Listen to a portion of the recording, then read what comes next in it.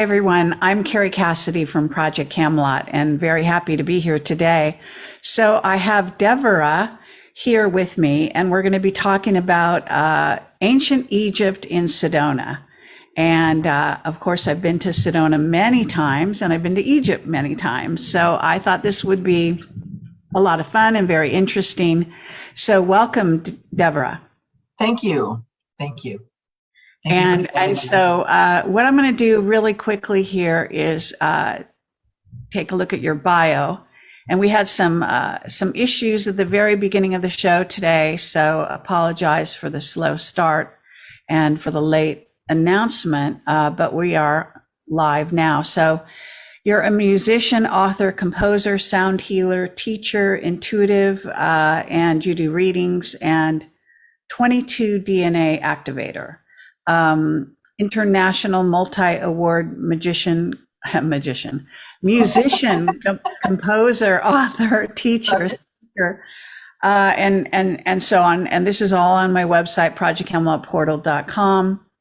And we are broadcasting live via Facebook, and then eventually it will be edited for delays and put onto my website at projectcamelotportal.com. Embedded in the from whatever place I can get it to load up to. and that's been a running sort of issue. So you are the producer of Sedona Cosmic Awakening Conference and a writer-director of the Egyptian Sun theatrical show.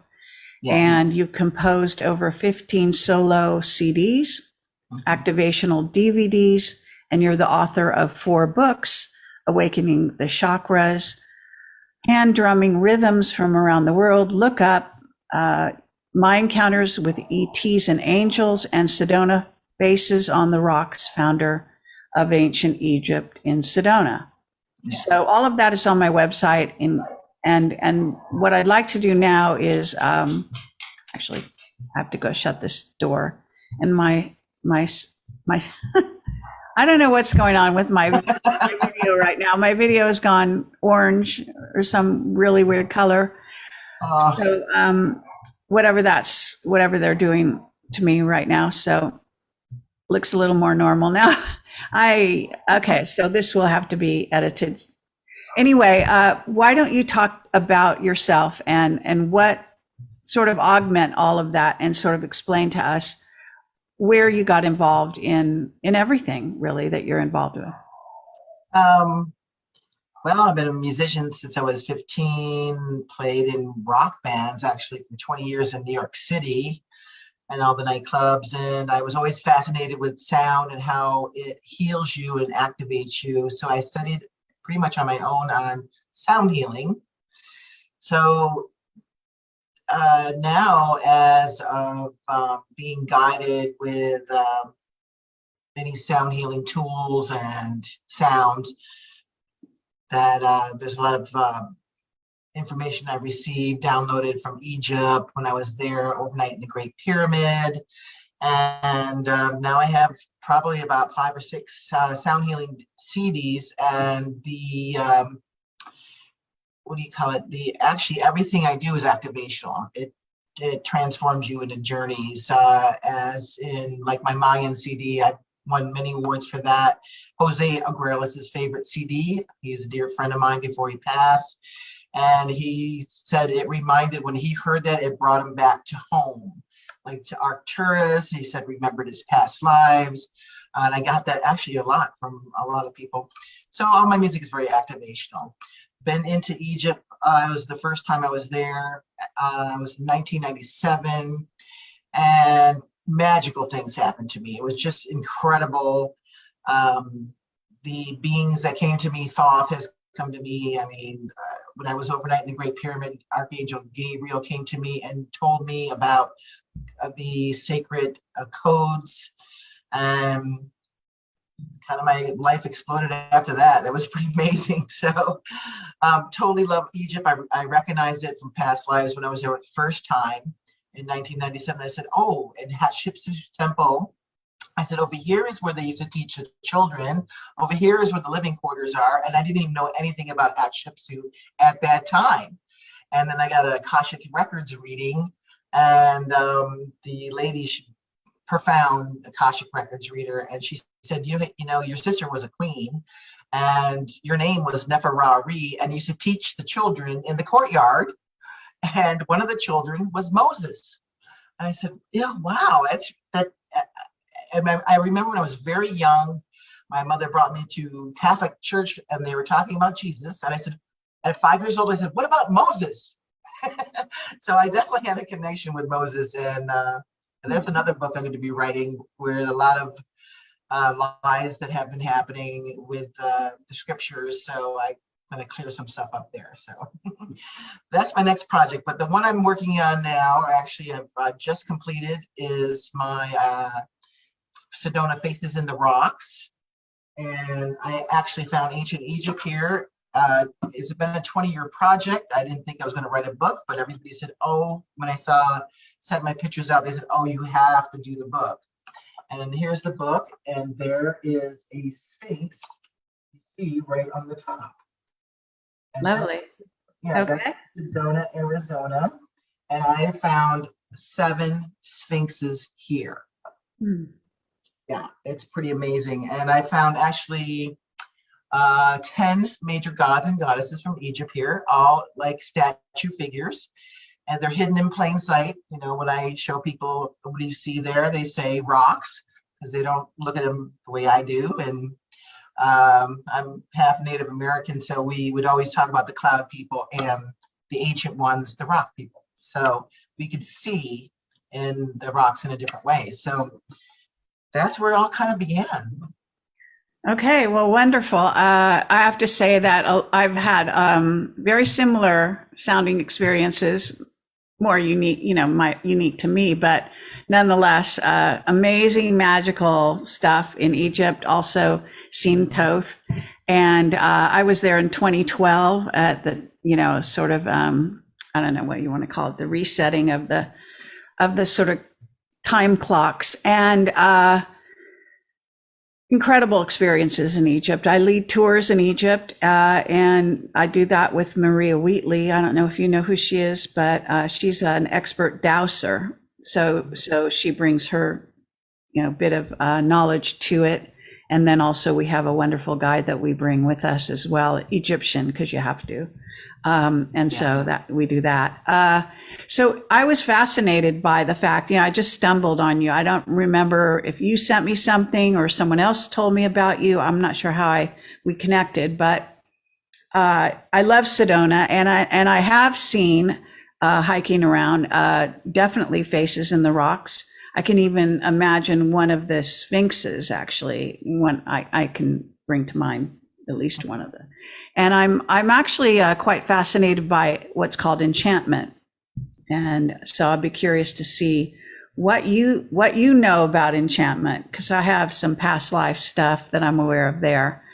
And so what I'd like to do is maybe let's talk about your understanding of how would Egypt be in Sedona? What's your, it's also said, let me say, that Egypt is in the Grand Canyon, that there's a direct link there. Yeah. And strangely enough, I was actually interviewed by what I believe was actually the CIA or some intelligence agency posing as television producers.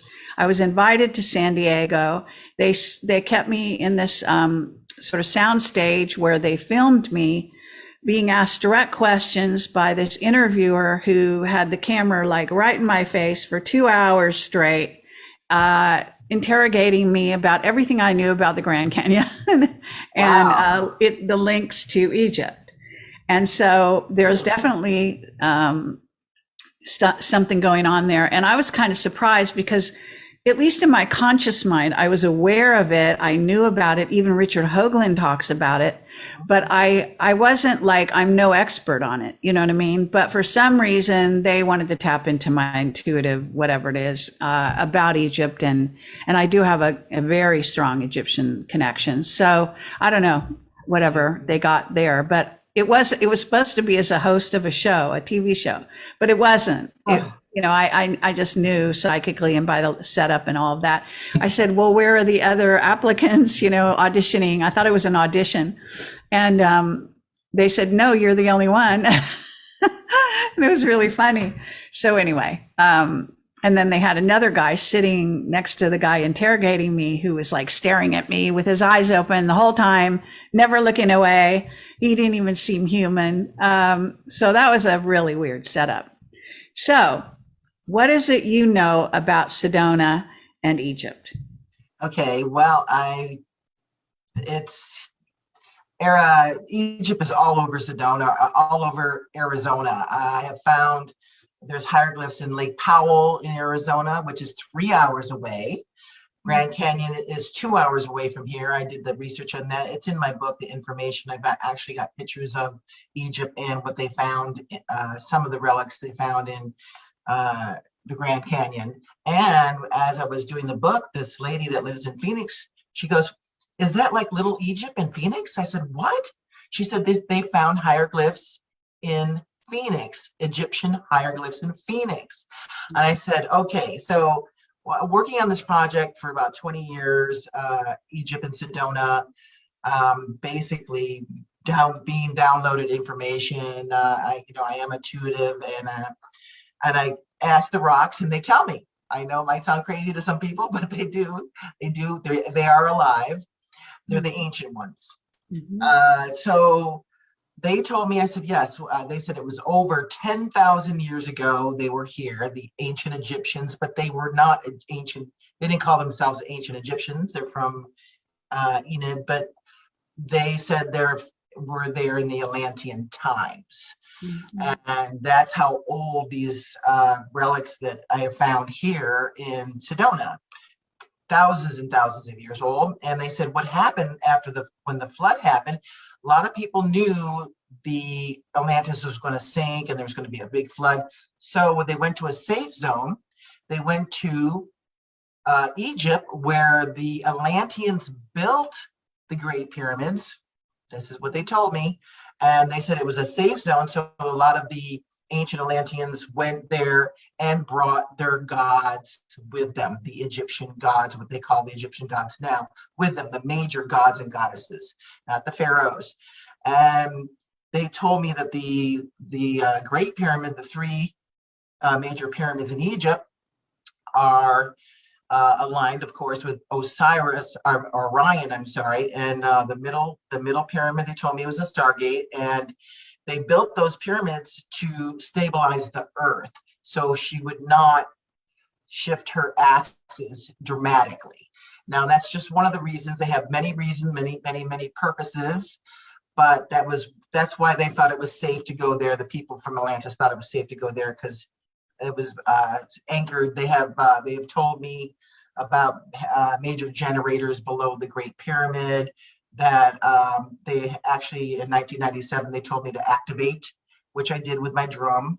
And then when I went back the next time in Egypt, they were activated. It was very powerful when I did a sound activation in the King's Chamber in 2008, Lionsgate, 2008 in Lionsgate. And what happened, this is pretty fascinating. I brought a group of 12 people, and we were toning in the King's Chamber, and I had my tuning forks. And what happened was, all of a sudden, about 2 minutes later, these Tibetan monks started chanting with us. And I'm looking around and no one's around but the temple guard. They have a temple guard, right? You've been to Egypt, and in the room. Yes. And I said to the temple guard, I said, is there speakers in here? He says, no, you acted. You did it. And he went, then I activated the pyramid. Everybody could hear the monks. It wasn't just me.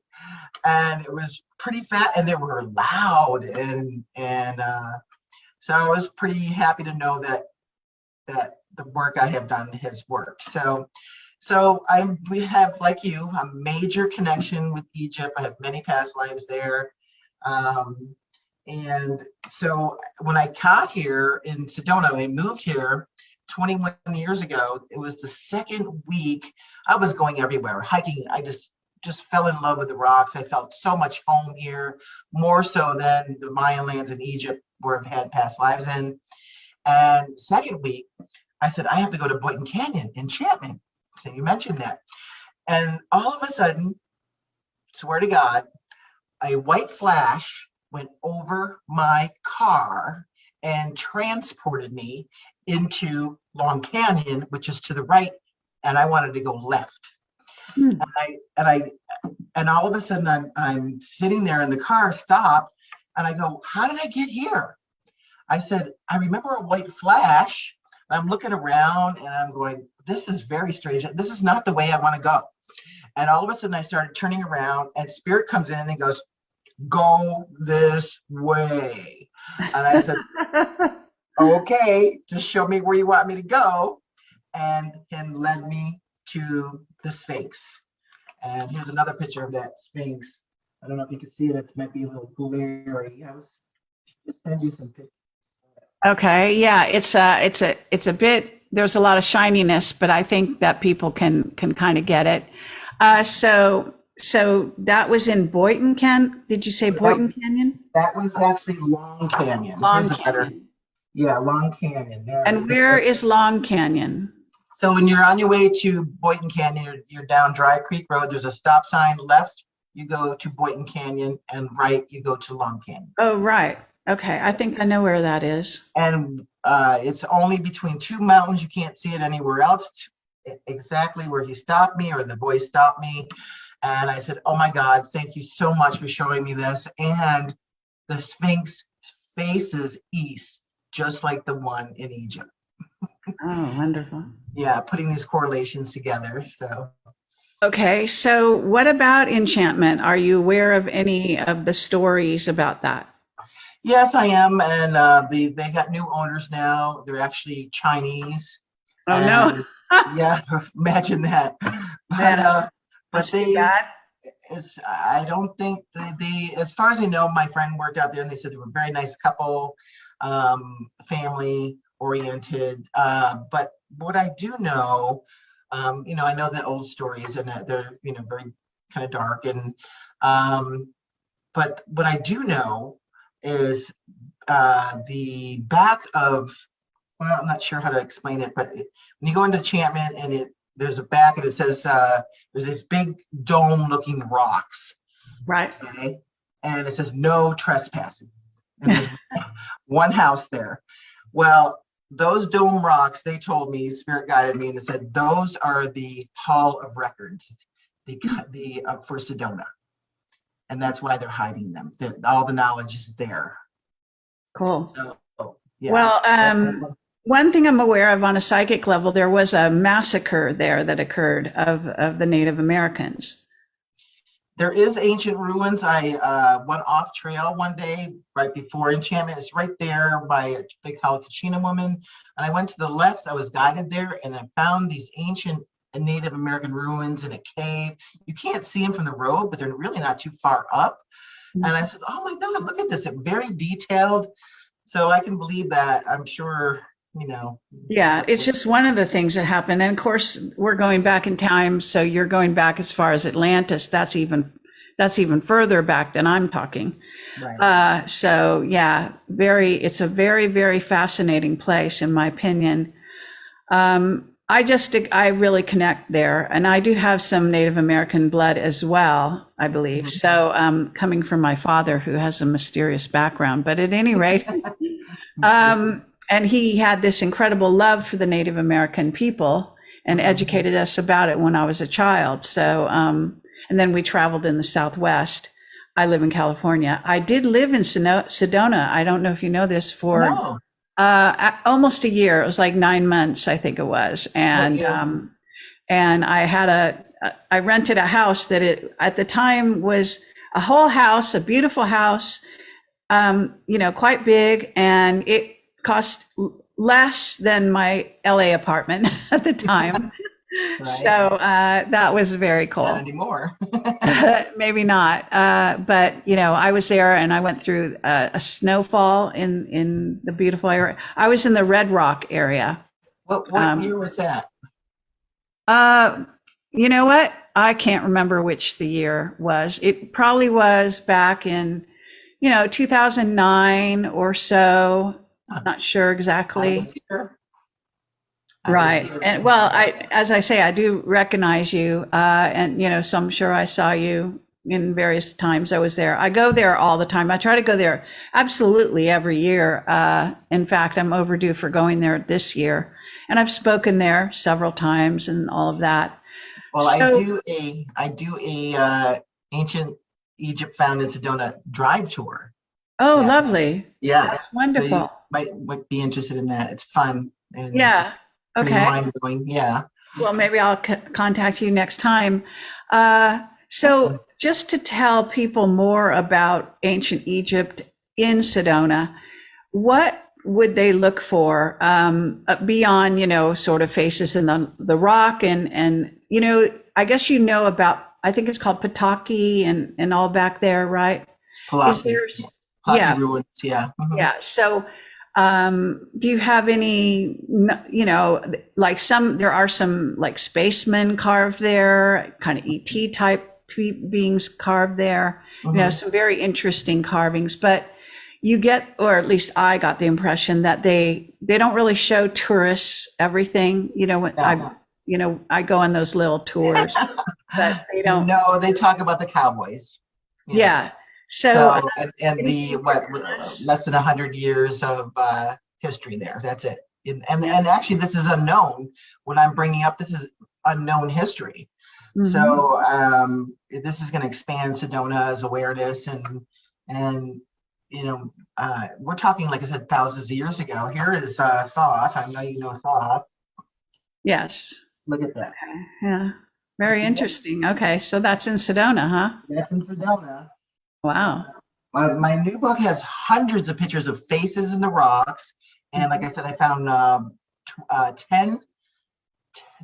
or 10, well, actually it was 10 gods and goddesses, because Thoth was, there was 9 major gods that came in from Enid for what they talk about in Egypt. But Thoth was from Atlantis, so he was there a lot longer. He's there 75,000 years, they say. I know it's hard to believe, but different timelines. And this area of Thunder Mountain, there's sections of things here, like Thunder Mountain, all the way, it goes all the way uptown to, let's say, they call it a lizard, but it's really a griffin. I think it's maybe about 6 miles. Spirit has said this is the bird tribe area, and this is where I found most of Egypt. And remember, Isis is a bird.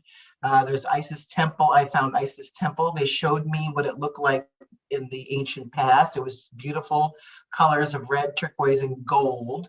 And they showed me amazing things. But all the major gods and goddesses are all in that section. Now, down in the village, I have found the Lion Kingdom. They told me lots of lions, Bell Rock. I have pictures of that in the book. A perfect lion comes out, and he has a pyramid right in front of him, sitting on his throne. And he said, "This is not a bell. This is a crown." This is how they talk to me. I can hear it, and that's how they talk. Okay.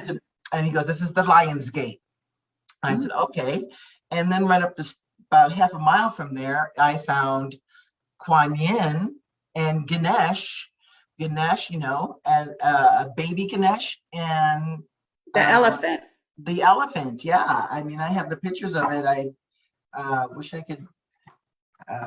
If you had those pictures, I would love to show them. They're just mind blowing. I could find it real quick in my book, but okay. Well, here, now tell me. Show you the king. Then I found kings and queens. Okay. And then Atlantis had 12 sets of kings. And here's one of the kings. Oh, wow. Yeah. Yeah. Uh-huh.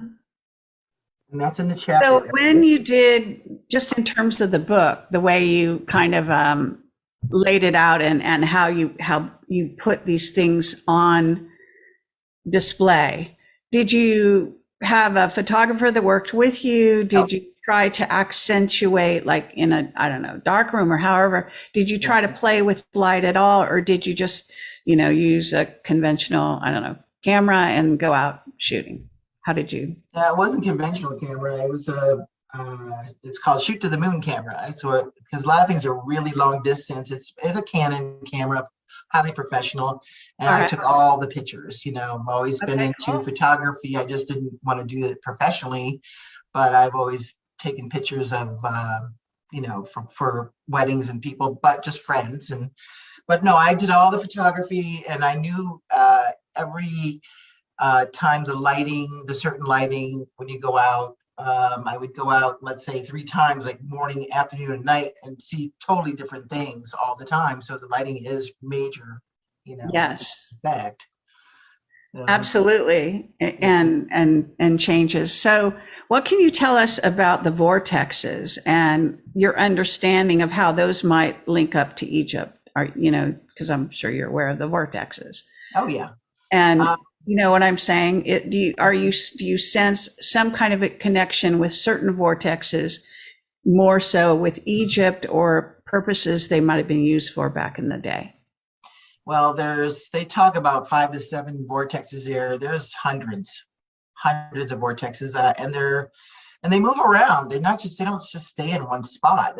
They like a I tornado. agree. Yes. And I am an earth sensitive. I can feel it, vortexes with my hands, and I can also see them. So I'm very aware of the ones at Cathedral Rock, but that one moves and shifts quite a bit, quite a distance in that area. Yeah.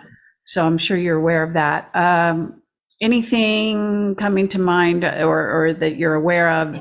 Again, with regard, because vortexes are basically doorways into other dimensions. So any thoughts on that, where any particular vortex might take you, let's say, to Egypt? Well, they say there's male and female vortexes, and the female vortexes go to the left, and when you're standing in those vortexes, the female ones, you feel like you're being pulled down into the rocks, like Cathedral, yes. Yeah. So in that, and they're actually in Bell Rock. There's huge, what they call it. I found a huge one. It's a perfect circle in the rocks. And it's a pretty huge circle, and you stand in it. And I remember my dog was in it, and he started going like around and around and around. And I said, "Yep, this is definitely a vortex." It was huge, and I felt like I was being pulled down inside the rock. And then there's ones that are the males that you feel like you're gonna float off the ground.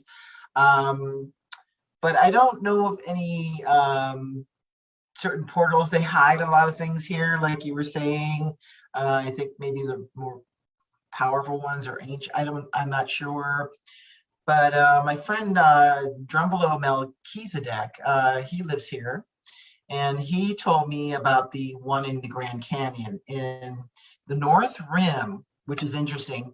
The North Rim they still have these ancient names of the Egyptians, and they call them temples, like Isis temple, Seth temple, Osiris temple, there's Buddha temple, and they have them all on a map there.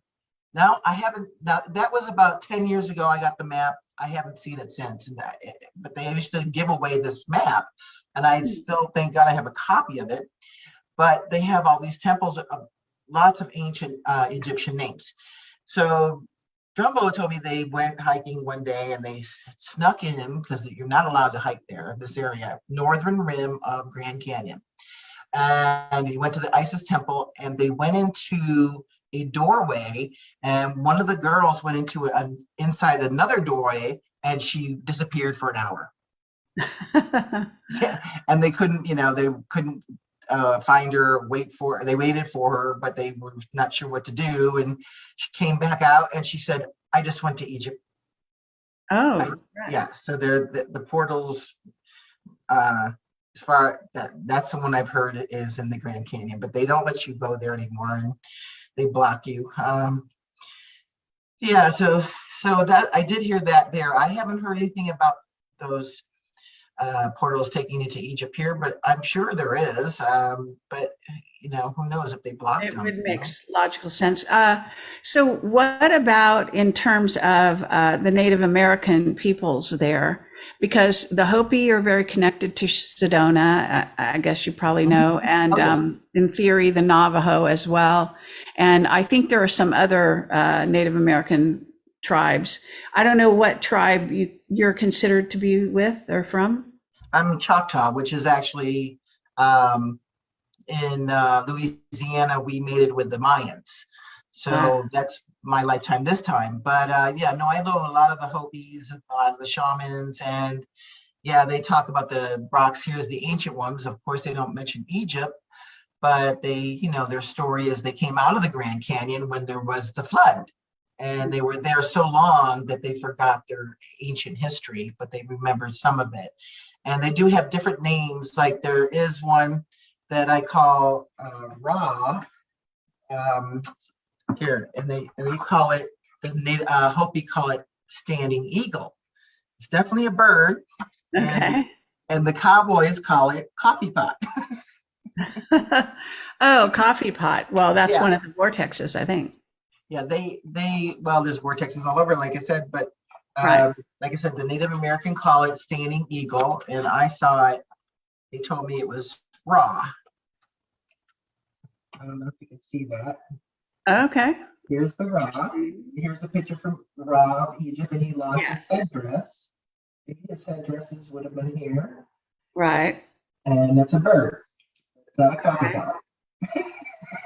That one's kind of hard to see, but I get it. Yeah. Yeah, this is, if I gave you some pictures to put up. Sometimes when it all has to do with perspective, like, when you see these faces in the rocks, I know from Sedona myself that it's like you can go towards it at a certain angle and see it perfectly. But then if you move just a little bit off that angle, then you don't see it anymore. So Right. it's really it's kind of like, very ethereal or something. Yeah, it's all in the angle too. Angle and lighting. Yes, for sure. Uh, so when did your book come out? Just out of curiosity. Um, October 16th. Oh, very recently. Yeah, I had my book signing October 16th, and it's very successful, and people were just fascinated, and it was just wonderful. Had a great time, and yeah, this is brand new, brand spanking new. Well, okay, so very fortuitous that we did connect now. So, obviously it's a good thing for you.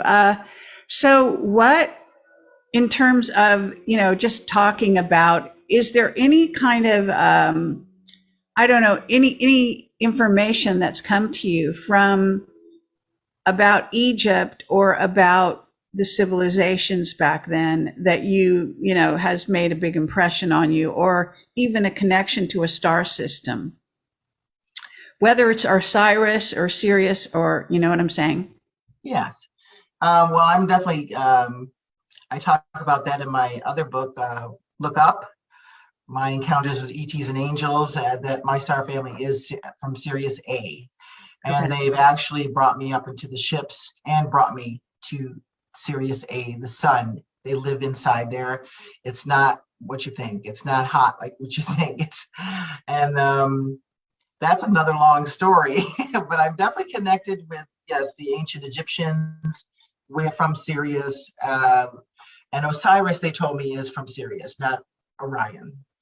They somebody I guess thought the big O from his beginning of his name, he was from Orion, but he's from Sirius. So is Isis, and they're the bird tribe. And the beings I met, there was lots of different beings there on Sirius A, and there were pink beings, no grays, no reptilians, all that stuff that you hear about.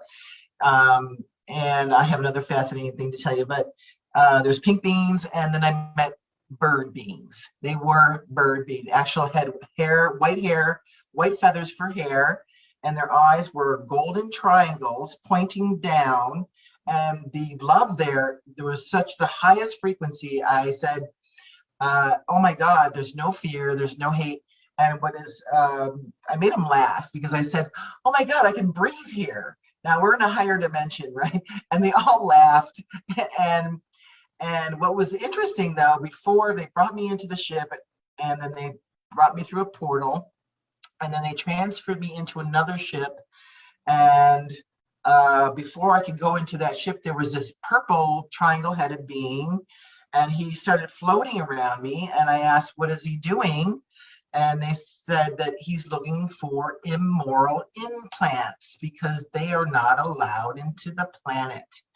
And I said, "Very interesting." And then they brought me into the other ship and brought me into inside the sun. So that's part of my other book, you know. Okay. Yeah. And I call it Look Up because people go, "How come you see so many UFOs, ThunderBeat?" Look up. Yes. People don't look up. Absolutely. All right. So anything else that you can tell us? I mean, you're welcome to share stories from other books. You know, we don't just have to concentrate on this one. If something good. comes to mind that you want to share. Sure. Okay. So you said there was something you wanted to talk about, and in the midst of that, you sort of said there was. Yeah, I told you about the immoral implants is what I wanted to tell you. But there was you know, like I said, there's the gods and goddesses here, and then like the ancient ones, the rocks, they did some magical things to me, and I didn't think Akhenaten was here because he's a pharaoh. He's not a god or a goddess, but he got my attention, that's for sure. I went out taking pictures one day, and I saw him clear as day in my zoom lens. Took 3 or 4 pictures of him. I said, "Akhenaten, I didn't know you were here," you know. And I talked back to him, and I put him in my computer, and he wasn't there. Oh, Not in any of the pictures of the 3 or 4 pictures. That's very cool. You know, I have a very strong connection to Akhenaten and Nefertiti and Amarna in Egypt, and actually went to Egypt and to Amarna. There's nothing there now to see. Right. But I could see what was there. I can, you know, do this time shifting thing. Sure. And I saw all of Amarna around me. And then I went into this incredible meditation with 2 other guys. And I actually went to Amarna, and I was in a temple with Nefertiti and her family, and they were in some kind of dilemma. And she was wearing a beautiful blue dress. And I was at least seeing that through one of the eyes of her daughters. Whether I was a daughter at that time or not, I don't know for sure. But when I came to in this reality, I thought that reality was real. I thought that was reality. I thought this was the dream. Wow. And that was very, very powerful for me. So that was a very cool thing to do with that's the past life. Well, to finish the story, 3 days later, I find Akhenaten in a whole different area. And I hear him, I swear to God, I heard him go, "I want to be in the book," you know? Oh, lovely. And here he is. Oh, all right. All right. Yeah. Absolutely. Cool. Do you see him? Yeah, I do. Okay. Interesting. So there was a carving of him there. Yeah. And then he said that, told me, he goes, "I am a lot older than they say I am." That's how he said it. So I said, okay, you know, they get the timelines wrong all the time, you know. They think the pyramids were built 5,000 years ago, you know, and they're telling me no. They were 12 to 15,000 years more like, you know. Mm-hmm. And when I touched the first time I touched the Sphinx, it was like dust. It almost fell off. I went there in the middle of the pause and with 7 people and did a meditation. I touched the left paw and it was it almost fell apart in my hands. And I heard the voice say, "From Atlantis," exactly what it said. That was in 1997. Mm-hmm. And I put the rock back up and I said, "Oh my God, I'm destroying the Sphinx." It was so dust. It was like so old. Mm-hmm. And I saw fossils in it. I saw shell fossils in the Sphinx. Yeah. Bedded. Right. For sure. A lot of water was in that area. Yeah. So in terms of, you know, you sound like you've had a lot of different kinds of experiences with a lot of different kinds of beings. What about the Anunnaki? Um, um, That relates to Zachariah Sitchin's name. It's not necessarily what they call themselves. right. And a lot of people, as far as you know, the meaning of that is from the stars, from heaven or whatever, you know, Right. the Anunnaki. What I do know, I did a documentary. But there is a certain race associated with that, that's specific, that is carved into the temples in Iraq and Iran, as Yeah, well as in Sumerian. Egypt. Yeah, it's Sumerian. Well, I did a documentary on it, and I was going to come out with that soon. And it's my dear friend, Chief Little Summer. He is Native American and Mayan, and he has I don't even know how many books he's got out, but he's been doing Akashic records for 45 years or more. He's passed on now, so I want to keep his work going. He's amazing, and he has a story about Meldek. Meldek was a planet between Mars and Jupiter, and it destroyed itself, he said, but there was Marduk, the Sumerian, was from there, and he was on a space mission on Earth when the planet blew up, and it was 15 men, he said, and he goes, well, we are stranded here now. We have no planet. They said they actually watched it blow up, and he said, now what are we going to do? And they were considered giants because they were 14, 15 feet large and tall, and so they said, well, we have to keep our race going. So we ended up mating with the females, but not like as a physical. They could do the DNA kind of thing. And so they got the story kind of like, they always put this negative, agenda to it. And it wasn't like that at all. They just wanted to keep their race going. And each one of them, Marduk, this is after Enki and Lil. So this is way after that timeline, but pretty much they built a lot of the temples. Marduk is said to be Enki's son. Pardon? Marduk? Marduk is Enki's son. Right. Yeah. So it was after, it was after the that timeline. So Enki's, you know what? Somebody else told me that. I totally forgot about that. But so he built the culture and kept everything going. It says in the Akashic records, and the star Meldek, they called Meldek the shining star, the luminous one, and because Lucifer was there, and he was the fifth dimensional being, and he was positive. You hear about the falling angels. Well, what happened was that there's hydrogen was going off, and it was before the planet exploded. The toxins just messed up everybody. It just made them like crazy and could not think straight. And each one of them thought there was two cultures or two continents and two civilizations. I mean, the story has so much detail to it. It would take me another hour to explain everything. But they were, they thought each other was hurting each other, but it was a leak. It was a major leak in the system, and it was distorting everybody. So that's what happened with Lucifer. He became distorted, and he was very upset after the Meldek exploded, and he knew that Marduk survived, and he was deranged from this chemical, and so he got very upset. Okay, and this is the information coming from this Native American who passed on, whose name again was what? Chief Little Summer. You could actually look him up. Okay. Yeah, I'm sure he's some people amazing man. He's one of my teachers and one of my heart, connection. But he passed, I think, in 2000 something. So. But yeah, amazing stories. I'm doing some documentaries on his work and to get that knowledge out there of the ancient past.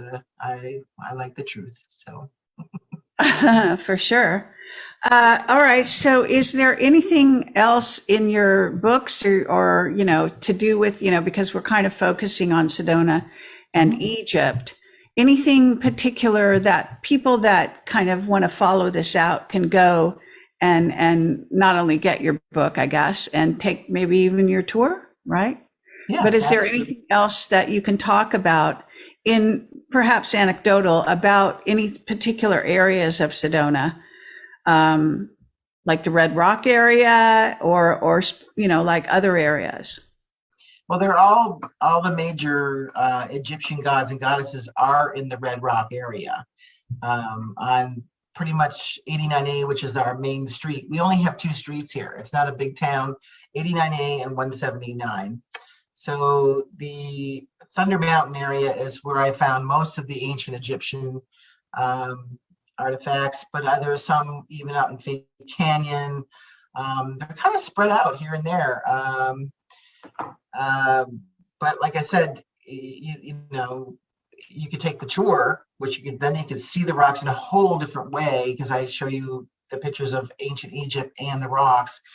Because a lot of times people can't see till they see the regular pictures. So I help them there.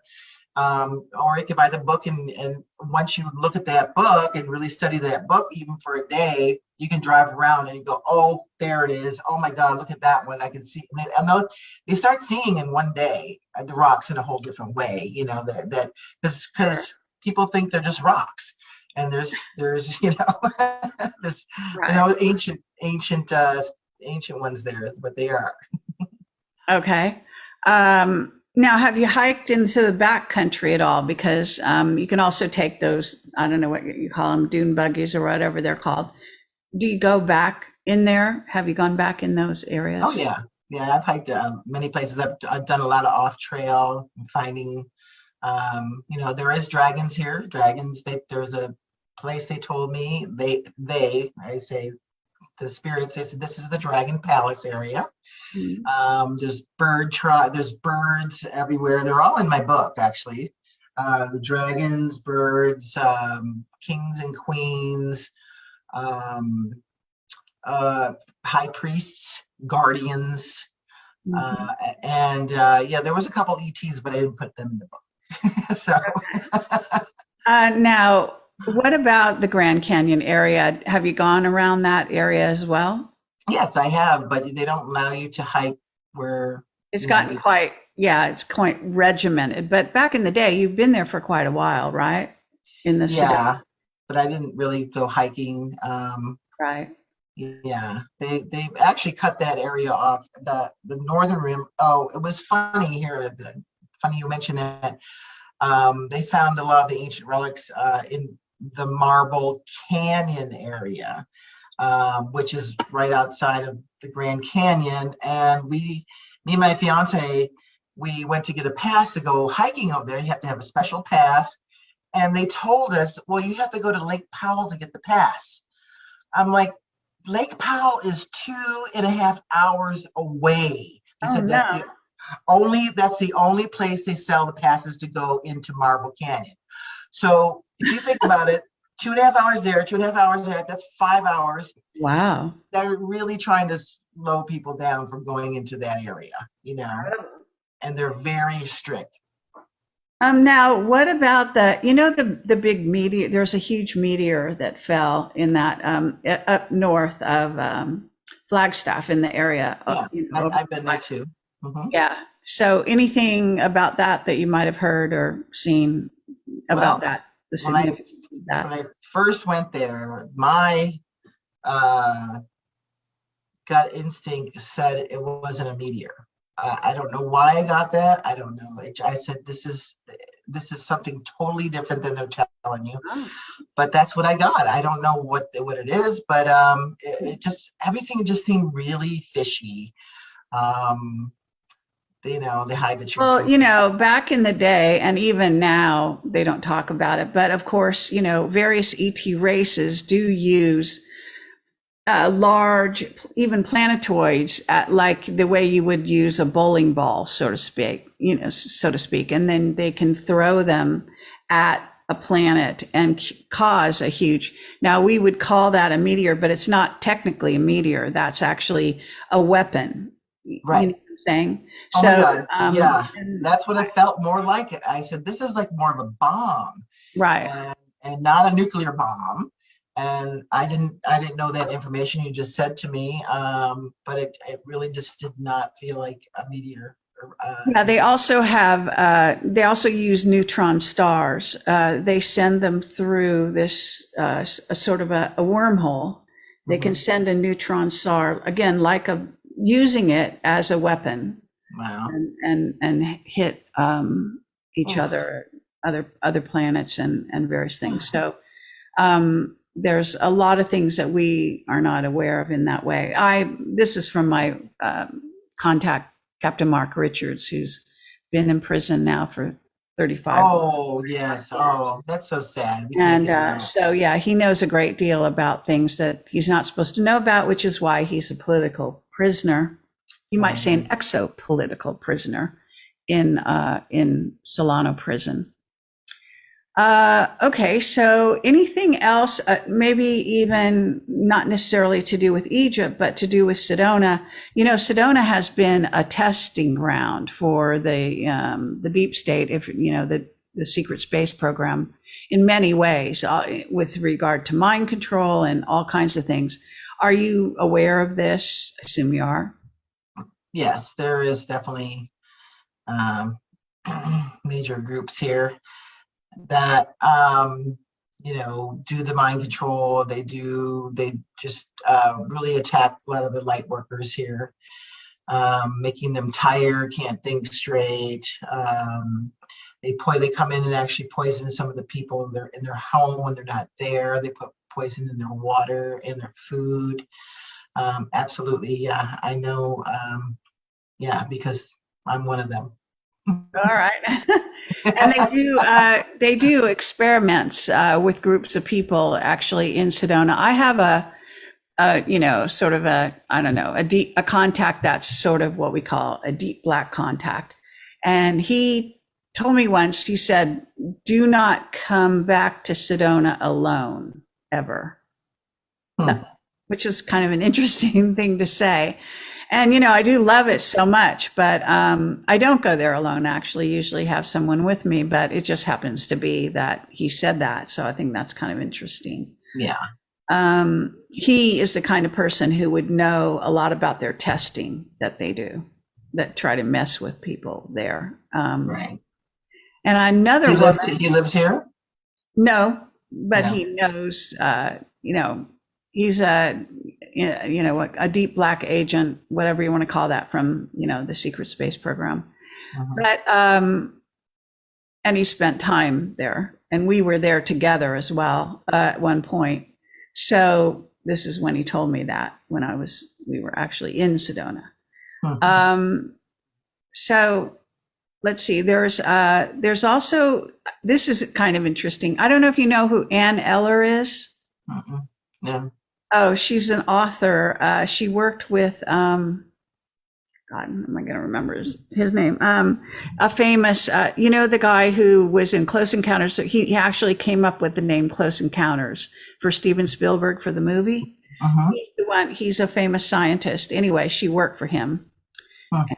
Name is just. That's okay. I'll remember it. Sorry.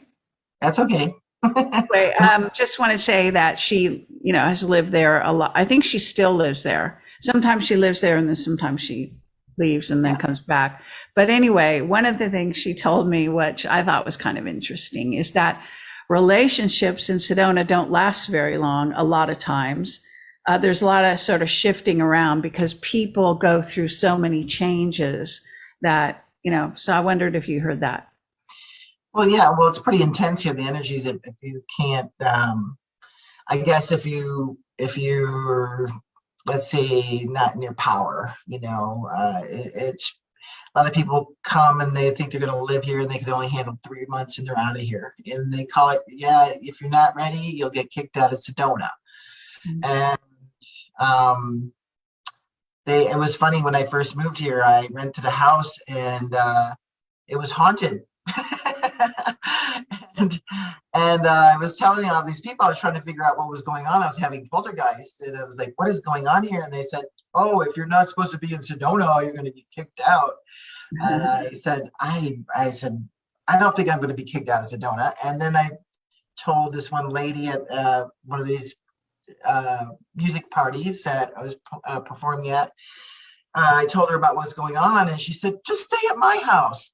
I'm going to be gone for the whole summer. I said, I told you I wasn't supposed to be kicked out of Sedona. She gave me a mansion to stay in for free.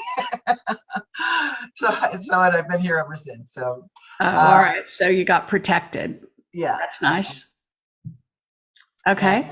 But the relationships, yeah, I don't see a lot of long-term. Well, let's see, I've been with mine for about 6 years, but I don't see a lot of couples around. Let's put it that way. Okay.